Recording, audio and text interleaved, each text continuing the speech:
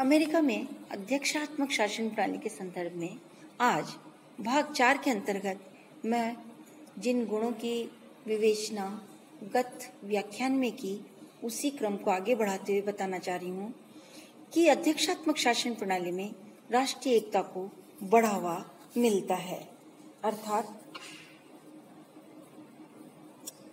संसदात्मक शासन प्रणाली में जहां राजनीतिक दलों का बोलबाला रहता है, संपूर्ण राजनीतिक वातावरण समाज को दलीय आधार पर विभाजित करता रहता है।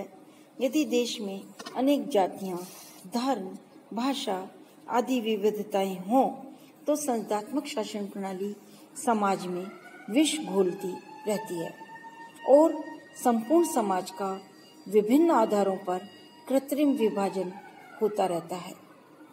भारत जैसे देश के लिए तो संसदात्मक व्यवस्था इस विभाजन की प्रकृति के कारण श्रेष्ठ नहीं जान पड़ती।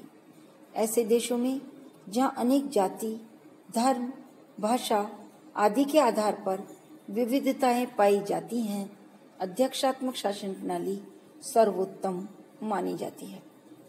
अमेरिका में पाई जाने वाली अध्यक्षात्मक व्यवस्था राष्ट्रीय एकता को बढ़ावा देती है। यूं तो अमेरिका में भी राजनीतिक दल विद्यमान है, लेकिन उनका प्रभाव चुनाव तक ही सीमित रहता है। अमेरिका में प्राय राजनीतिक दल चुनाव समाप्त होने के पश्चात दलगत राजनीति से ऊपर उठकर राष्ट्रीय दृष्टिकोण को अपनाते हुए अपना योगदान देते हैं। ठीक इसी प्रकार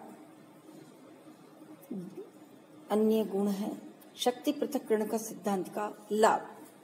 जैसा कि पहले भी बता चुके हैं, अमेरिका में शक्ति पृथक्करण है, अर्थात व्यवस्थापिका, कार्यपालिका और न्यायपालिका तीनों के बीच शक्तियों का स्पष्ट विभाजन है, साथ ही सदस्यों का भी विभाजन है।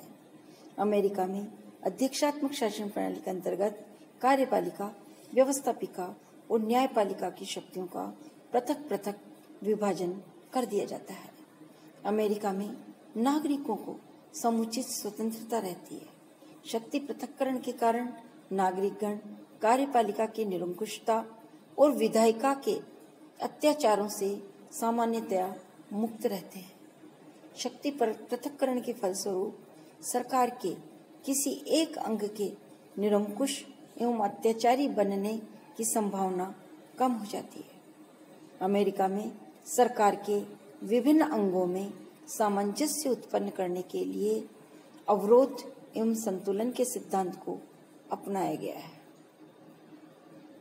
इस प्रकार अवरोध और संतुलन का जो सिद्धांत है वह अपने आप में अध्यक्षात्मक शासन प्रणाली का एक बहुत बड़ा गुण है, अर्थात तीनों का पृथक्करण होने के साथ साथ तीनों शाखाएं अर्थात व्यवस्थापिका, कार्यपालिका और न्यायपालिका एक दूसरे को संतुलित भी करते रहते हैं।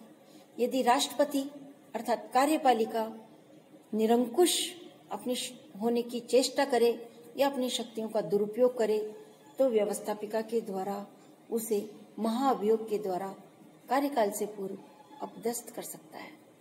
ठीक इसी प्रकार व्यवस्थापिका यदि अपनी शक्तियों का दुरुपयोग करती है और संवैधानिक प्रावधानों का उल्लंघन करके नीति का निर्माण करती है तो न्यायपालिका न्यायिक पुनरावलोकन के माध्यम से व्यवस्थापिका द्वारा निर्मित नीतियों को अवैध घोषित कर सकती है। ठीक इसी प्रकार यदि न्यायपालिका अपनी शक्तियों का दुरुपयोग करती है, संविधान के प्रावधानों का उल्लंघन करती है तो राष्ट्रपति के द्वारा न्यायाधीश को कार्यकाल से पूर्व हटाया जा सकता है।